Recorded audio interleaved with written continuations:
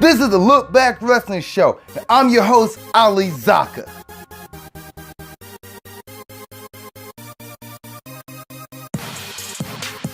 Are you kidding me? Are you kidding me? Oh my gosh. That was my reaction for majority of the show. Heck, almost every match, besides a few, I had that oh my gosh reaction. And this is that WrestleMania review right now. So let's start off with the pre-show. The pre-show, you had the Andre the Giant Battle Royale, you had the Women's Battle Royale, and then you had the Cruiserweight title match. Matt Hardy won the Andre the Giant Battle Royale. It was him and Baron Corbin was the last two people. He beat Baron Corbin thanks to the help of Bray Wyatt. They end up winning, and Bray Wyatt and Matt Hardy hug it out. The unholy alliance has happened. Bray Wyatt has joined the Hardy family. Oh my gosh, I'm ready for this. Make this a tag team and let them beat whoever. Bring in Sanity, like I said in my last preview. Bring in Sanity. Have Sanity versus the Hardy Boys or the Woken Universe. That would be so crazy. Just imagine that. Just imagine it. Think about it.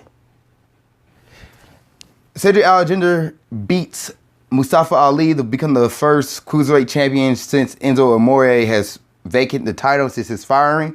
And then the Women's Battle Royale, which I got wrong as well. I also got the Men's Battle Royale wrong. I thought somebody returning gonna come and win it. No. Woken Matt Hardy won it. The Women's Battle Royale, I thought Bayley's gonna win it. Bayley and Sasha, the last two people, which it almost came down to this. Bayley and Sasha were the last two people in the ring at the time. Bayley knocks over Sasha. Bayley's cheering. She thinks she won it. Everybody cheering for Bayley. And then Naomi sneaks back in, who was never eliminated, and she knocked over Bayley for the victory. And now Naomi's the Women's Battle Royale champion. And that's the pre-show. To be honest, I didn't watch any of it. I don't really watch the pre-show, so I was kind of disappointed that they put those two matches on the pre-show, the Battle Royale and the Cruiserweight. So all three of those matches on the pre-show. I understand that you can't fit everybody onto the card. Maybe make WrestleMania, don't have a pre-show for WrestleMania. Maybe just have WrestleMania be all those matches at once. Like, just tell people to come early. We all sat through this 5 to 6 hour extravaganza. Like, so it kind of tells you right there what they think of the Andre the Giant Battle Royale and the Women's Battle Royale. To me, put on the pre-show shows, they don't care as much for those awards or for those kind of competitions. But heck, I could be wrong. Maybe later this year, you see Woken Matt Hardy do something better, win a title or two, thanks to the fact that he got this Andre the Giant Battle Royale, and maybe Naomi brings another belt back. You know, maybe she gets a third-time women's champion, or goes to Raw and becomes a Raw women's champion. So, I don't know. We'll see. We'll see. WrestleMania kicks off with IC title match. You had Seth Rollins coming out looking like a White Walker from Game of Thrones. You've seen Game of Thrones. He's a White Walker. The dude with like the light blue eyes, like zombie people. Seth Rollins came out with those really bright light blue eyes, and his Titantron had the same effect on the background. The Miz came out with the Miztourage. He told the Miztourage to go back. He was wearing his like red burgundy, more reddish than burgundy outfit. And then Finn Balor came out with rainbow colors on, supporting the LGBT community.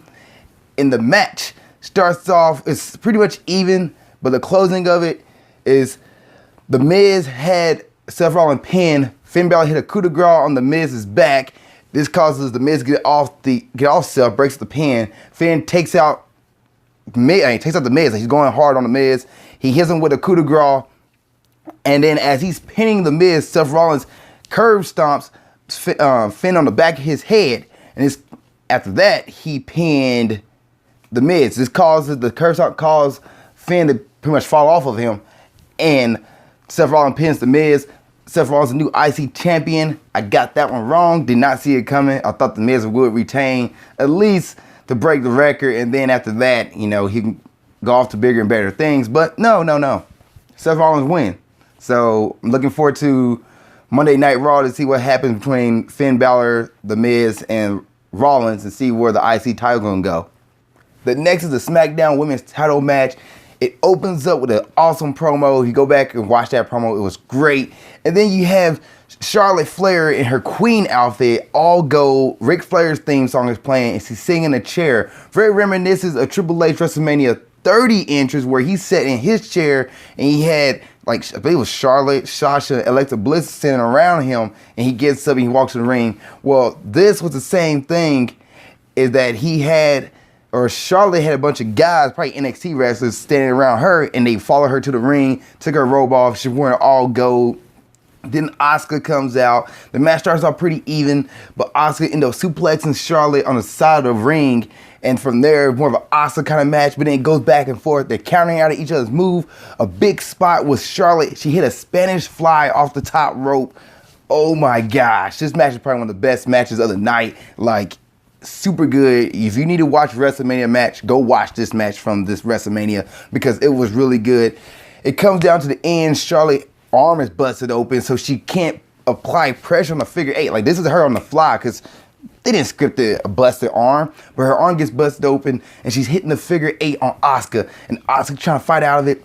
Charlotte's trying to bridge up, but she can't bridge up because of busted arm, so she holds one arm on her, like, to her chest, and as she's like applying pressure on the figure eight, Asuka taps, speechless.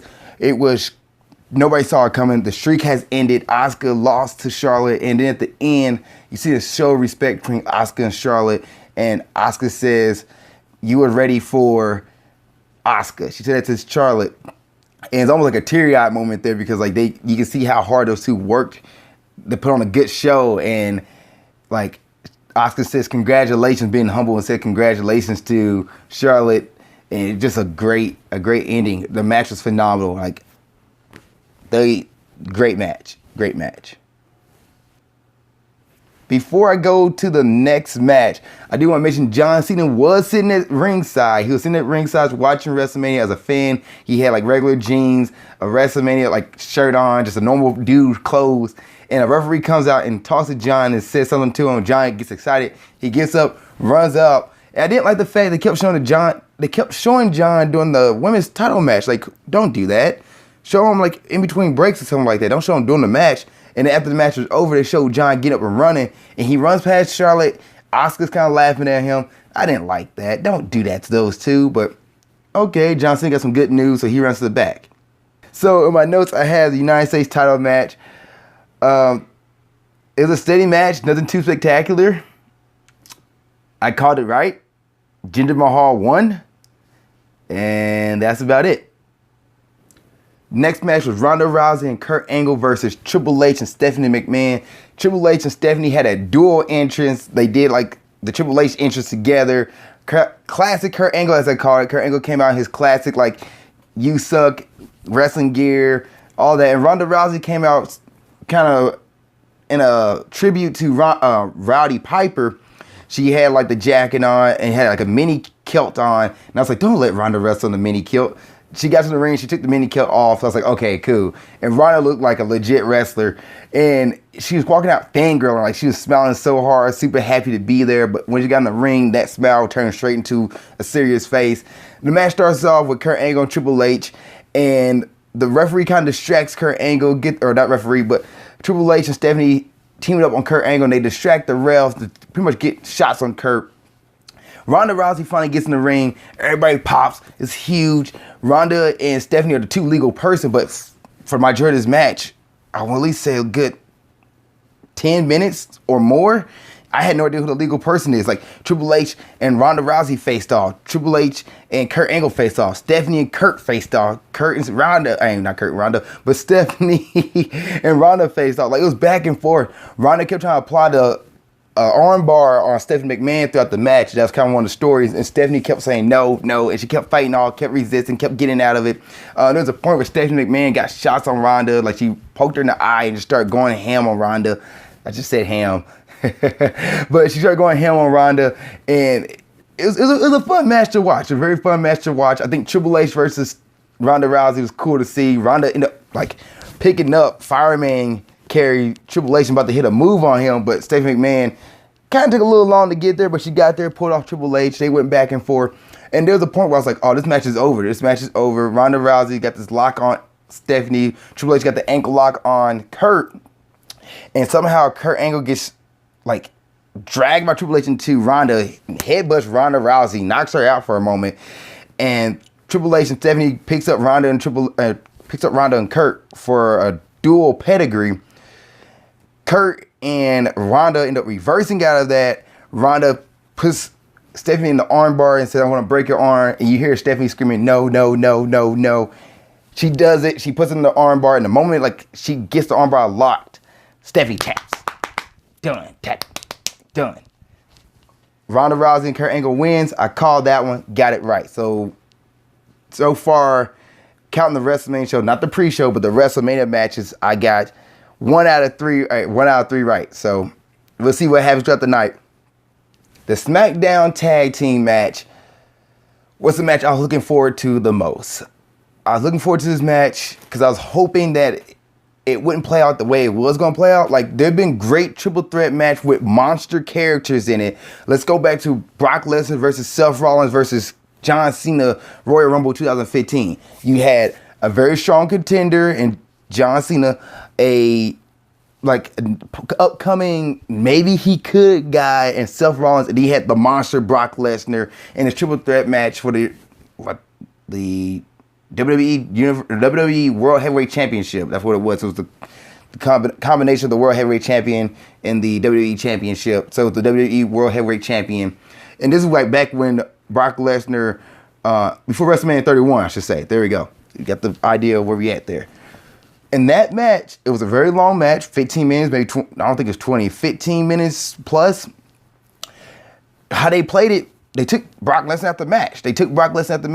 Like, Seth Rollins did the elbow drop from the top rope onto the table and like crushed Brock Lesnar's rib. Like, Brock Lesnar had a rib injury in that match, which this allowed Seth Rollins and John Cena to go at it in J&J Security. That's how this match should have been for the triple threat. You should have had the Usos and the New Day team up on the Bludgeon Brothers. Take out the Bludgeon Brothers completely out the match. Both of them. They don't start their match. They don't really fight each other until the Bludgeon Brothers complete out the equation. Get the tables. Get the chairs. Like, do all you need to do. I guess it's triple threat. There's no DQ. Get all you need to do to pretty much get the advantage in this match. No, it didn't happen. It pretty much was the Bludgeon Brothers dominating the whole time. The New Day are no slumps. The Usos are no slouches either. They're no slumps or slouches either. This match should have gone differently, and it didn't. And because of that, I'm really upset. I called it right. I called the Bludgeon Brothers winning, but come on, guys. And they got the shortest match of the night. It was super short. I think Cesaro. No, I can't call it the shortest match of the night because the other impromptu match will be the shortest match. But Cesaro and Braun Strowman match was about the same. I don't know. I thought that match was a little bit longer. I'm really disappointed in that. I just wish the Usos, the New Day, and the Bludgeon Brothers, who all three great, like, in-ring guys, who all three, even Xavier Woods, so those 7 guys, they could all put on good matches. And I just wish they would have had more time to shine on WrestleMania. You could have cut the Ronda Rousey and Triple H match a little shorter. You could have cut. Heck, you could have cut the next segment they're about to get right now, the John Cena Elias segment, short. Which we come out with John Cena coming out. He's like, here we go. He's excited for the Undertaker no show. All of a sudden, here comes Elias Sampson. Elias comes out. He's like, oh, you thought you were expecting somebody else? Sorry, guys. Starts singing, and he says pretty much John Cena sucks, and the whole crowd here. John Cena comes in, cleans out Elias, take him out, and then John Cena's walking away, still hoping for something. The lights go dark again. You see Undertaker's last year WrestleMania gear in the ring, in the middle of the ring. Lightning strikes, it disappears, and the Undertaker appears out of nowhere. They have a match, probably 3 to 5 minute match.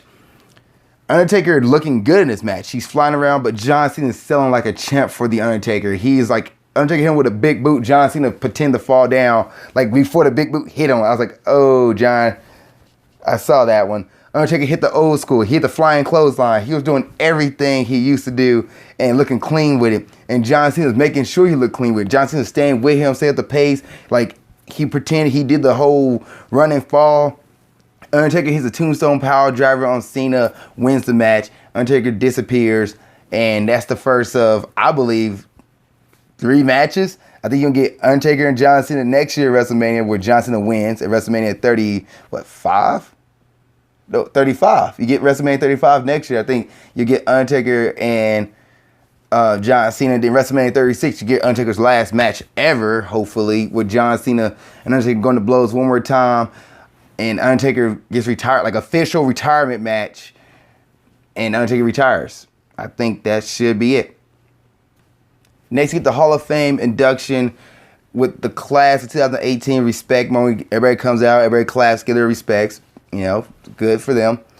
After that, you get KO and Sami Zayn versus Daniel Bryan and Shane O'Mac. And the match starts off with Daniel Bryan getting taken out. And then Shane's like, okay, well, let's ring the bell and make a handicap match. She's like, Daniel Bryan recover handicap match. Pretty much starting us off, which it was. It was handicap match. Sami Zayn, Kevin Owens pretty much having their way with Shane O'Mac. Shane O'Mac does get an upper hand. He does a coast to coast on Sami Zayn. And the match continues to go on with Sami Zayn and Kevin Owens pretty much getting the upper hand. Daniel Bryan comes up in the ring and he's able to tag in with Shane O'Mac. And Daniel Bryan comes in and pretty much just flies throughout the match. The match comes down between Sami Zayn and Daniel Bryan. And Daniel Bryan was able to put the yes lock on Sami to get the victory. Sami Zayn and Shane O'Mac wins. Kevin Owens and Sami Zayn are still fired. And I got that match wrong, by the way. I got that prediction wrong. I chose Zayn and Owens to win, and they end up losing. But I did get John Cena versus the Undertaker match, which I called that one. And I did call Elias Sampson's segment, which she got interrupted by John Cena, not really interrupted by a random person, which I thought maybe The Rock, but it's whatever. It's good. It's good. So I got those little mini predictions right, and I got the Bludgeon Brothers right. So you guys keeping count at home there. Good for you. Next, we get the Raw's Women's title match. We get Nia Jax versus Alexa Bliss. Nia Jax wearing gold. Alexa Bliss comes out with Mickie James. Nia takes out Mickie James like immediately. Like she got rid of her first and then goes in and starts going after Alexa. There's a point where Alexa slaps Nia. Nia like looks back at Alexa screams at her, and Alexa Bliss screams back. I thought it was funny, a little comical match. The crowd wasn't really into this match as much. They just wasn't really popping that much. They wasn't really that into it. Nia Jax does have a struggle moment where Alexa Bliss get the upper hand by attacking Nia's legs. As in every story where Nia Jax attacked the legs kind of deal. And Nia Jax had a little clumsy moment where she runs into the ring post, kind of knocking herself out. Alexa Bliss does do a twisted bliss off of the top rope onto the floor to Nia Jax, but ultimately comes down to Nia Jax like countering Alexa. She kind of like sunset flips her into the top rope and then hits her with a second rope to Samoa drops. She picks up on her back, goes to the second rope and drop her and takes her out. So Nia Jax is now the new Raw Women's Champion. And I'm happy to say I got that prediction right, so I'll take that. The WWE Championship match between AJ Styles and Nakamura had a great opening promo package, so go back and look at that. Nakamura had an electric rock / like violin orchestra kind of mix, and I enjoyed his opening like that. AJ Styles had fireworks again for his opener, which his opener should always have fireworks. It just doesn't look good without it, so I love that. The match actually told more of a story. It wasn't a high-paced, quick match as I thought it was going to be. It's more of a story match where the two even. They trade blows back and forth. They have a toe-to-toe moment where they're just hitting each other with their like elbows and fists and hands, which is pretty awesome. And then you had a point where they was like trading back the combination punches. Like AJ did his punches and Nakamura switch out of it and do his little combination punches. And AJ switch out of it. Then AJ hit Nakamura with a Pele kick, stuns Nakamura, and as AJ trying to get up, Nakamura just knees to the back of the head. Like just, it's good. It's a great match. They both broke out each other's submission holds, switching to each other's submission holds. Like it was such a good match. Like to me, I think it's on par with the Wrestle Kingdom match. I think it's on par with that. You had to go back and watch the Wrestle Kingdom match from 2 years ago, or maybe 3 years ago at this point. But it was there. It was neck and neck. I think Wrestle Kingdom went a little bit longer than Wrestle Kingdom match, like 45 minutes versus the 15 to 20 minute match they had here, but still, it was a good match. AJ surprisingly get the win. Didn't see it coming. Nobody saw it coming. So yeah, two Royal Rumble winners lose their WrestleMania match in the WrestleMania debut. Like what? So this is how this match came down. Nakamura got the upper hand. He's about to hit AJ with the Kinshasa. I'm gonna act like I'm doing like Kinshasa myself, getting type holding the ropes. But anyway, Nakamura is setting AJ up. He runs up to hit AJ. AJ ducks it, picks him up, and hits the Styles Clash. I'm gonna call it Phenomenal Styles for some reason, but he hits the Styles Clash and pins Shinsuke Nakamura's 1, 2, 3. And here we are. I think we're gonna get like another like respect moment. You see Nakamura gets the belt. He hands over to AJ because AJ actually first goes to Nakamura, gives him a hug, and then Nakamura gets the belt, hands it to AJ. He takes a knee, and as AJ about to accept the belt from Nakamura, he low blows AJ. Nakamura low blows, literally low blow AJ Styles, and I'm like, oh my gosh, we're getting a heel Nakamura. Yes, yes, yes. Like, Nakamura started kicking AJ out the ring, and then he kicks him out the ring and gives him a Kinshasa on the outside of the ring and walks off. And I'm thinking, this is great. Daniel Bryan is back, who's going to be a face. Nakamura just turned heel. Nakamura and AJ fight each other at SummerSlam. You get Daniel Bryan versus Nakamura. Nakamura loses the title to Daniel Bryan. Heck, get a triple threat match. Make it AJ versus Nakamura versus Daniel Bryan at SummerSlam. That would be awesome. That would be awesome. And that does happen. I'll call it here first. At least Daniel Bryan versus Nakamura at SummerSlam 2018. Call it here. So come back to this video. I'm like, Ali called it. Ali called it.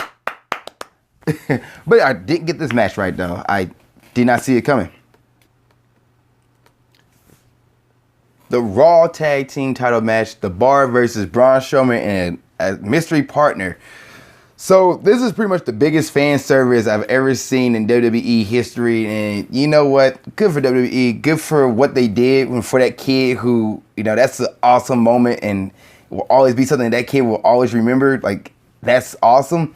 So Braun Strowman comes out and he's like, my partner's not in the back. It's one of the fans out here. So he starts pointing out the crowd, you. He walks to the crowd and there's No Way Jose for some reason just making a photo bomb like in the crowd as Braun Strowman's walking past. Maybe because his hair sticks out, but No Way Jose was in the crowd. Braun walks past him and picks this little kid named Nicholas, who's like 10 years old. So Nicholas and Braun Strowman versus The Bar. He gets a Nicholas chant, like let's go Nicholas chant.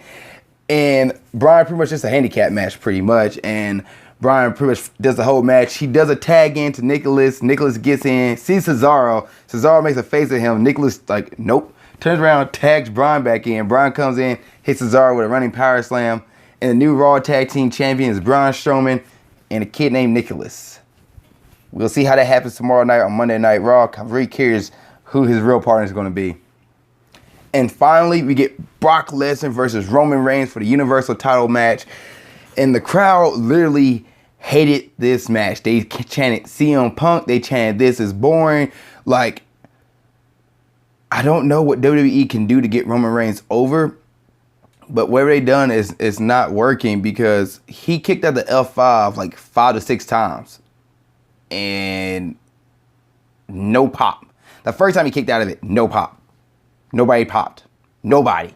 There was a let's go Roman chant here and there, but mostly it was like Roman Reigns sucks and everybody booed this match. Like Roman Reigns and Brock Lesnar fought on the table. Superman punched each other, suplex, belly, German suplex, all this stuff to each other, and the fans did not give a hoot. Like people was popping for beach balls, I believe, was thrown out there. Like people was popping for that, but nobody cared about the fact that Roman Reigns was beating Brock Lesnar. He hit Brock Lesnar with like multiple spears. Nobody cared. Then they busted open Roman Reigns. Brock Lesnar busted open Roman Reigns, crimson face blood, like John Cena versus JBO face kind of blood, and Stone Cold Steve Austin and Bret Hart face kind of blood, like that, just bloody. No cares. Like Roman Reigns speared Brock Lesnar and 1-2 kick out. Nobody cared. And then Brock Lesnar hit Roman Reigns with another F5, wins the match. And I'm like, are you kidding me? Are you kidding me? I would rather have Roman Reigns win this match. I don't care if fans sit through it. I cannot have Brock Lesnar for a whole nother year have this title. Like, I don't know. Roman Reigns would have been a better pick because at least he'll be around. At least he'll have that belt every week. And then he can go face The Miz and lose to The Miz if the WWE wants to have that. Or lose to Finn Balor, who can turn heel, or Seth Rollins, or Jason Jordan. Ooh, Jason Jordan's a big if on that. Don't quote me on that one, guys. But anybody else, you know, at least him with the belt, at least there's a chance that he can drop it to Braun Strowman or drop it to somebody else. But no. So I don't know what they can do to fix the Roman Reigns issue. Maybe have Roman Reigns turn heel, which that's not going to happen. So my thought process is have Roman Reigns lose. And they did it tonight. If they want to get sympathy and empathy for Roman Reigns, not empathy, but sympathy, have him lose the next 5 pay-per-view matches. It's not going to happen, but have him lose it. People be thinking, why is Roman Reigns losing so much? Like, the Daniel Bryan effect. Like, Daniel Bryan was so close, but then every time he gets there, he keeps losing it. Like, have Roman Reigns just keep losing over and over and over and over and over and over and over again, to the fact that Roman Reigns snaps, he breaks, and he, like, people are like, oh my gosh, we're tired of seeing you lose, man. Like, get a belt, please. So that's my thought on the Roman Reigns experience. What do you guys think? Please let me know. Please put in the comment section below and say how to fix Roman Reigns. I'm curious behind that. So that's the review. That's my WrestleMania review. What did you guys think? Please put in the comment section below and tell me what your thoughts on WrestleMania this year. You think it'd be a better show? Thought it wasn't that good of a show? How do you feel? Let me know. And thank you guys for watching this episode of Look Back Wrestling Show. See you next time. Keep being awesome. Thank you guys for watching this episode. I really appreciate it. Please like, comment in the comment section below, and please subscribe for more episodes of Grind Towards Success, movie breakdowns, or whatever it is you're watching on my channel. I have different stuff from interviews to other movie reviews to wrestling reviews. If you're a wrestling fan, please subscribe if you want to see all that and see what's going on. Also, you can follow me on Snapchat here. Follow me on Instagram there to see what I'm doing in my personal life as well as my business and Ninja Warrior. And lastly, you can watch the last episode of Grind Towards Success here. You can watch the last episode of Movie Breakdowns there. Thank you guys once again. I really appreciate it. See you next time. Keep being awesome.